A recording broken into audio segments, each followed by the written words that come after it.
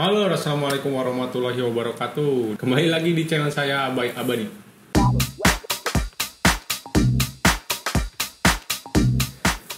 Oke, jadi kali ini saya nggak sengaja nih ya buka-buka file-file di harddisk waktu saya di Jepang dan nemu video waktu pertama kali saya sampai ke Jepang gitu. Lur, mau share aja gitu ke kalian. Sebenarnya ini bukan pertama kali saya sampai ke Jepang, setelah 1 bulan ya. Karena pas kita pertama kali sampai ke Jepang itu kan kita harus training dulu ya selama 1 bulan. Nah, selama 1 bulan itu kan nggak boleh pegang HP, jet-jet dan lain-lain sama sekali ya. Setelah 1 bulan kita dikirim ke perusahaan, baru kita diberi kebebasan buat main HP. Nah, pas pertama kali saya dikirim ke perusahaan, lalu pulang dari perusahaan, saya bikin deh video ini. Dan ya waktu itu saya bener-bener kurus, polos, dan ya oke, saksikan aja videonya, oke.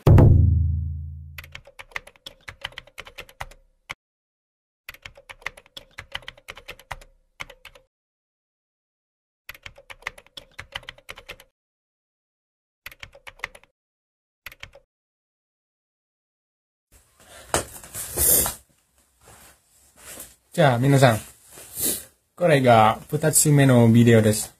やっと日本へ着きました。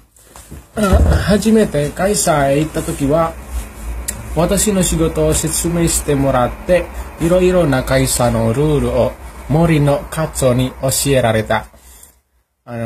初めて仕事をさせられる時は、できるかなと思った。でも、説明した後は、なるほど。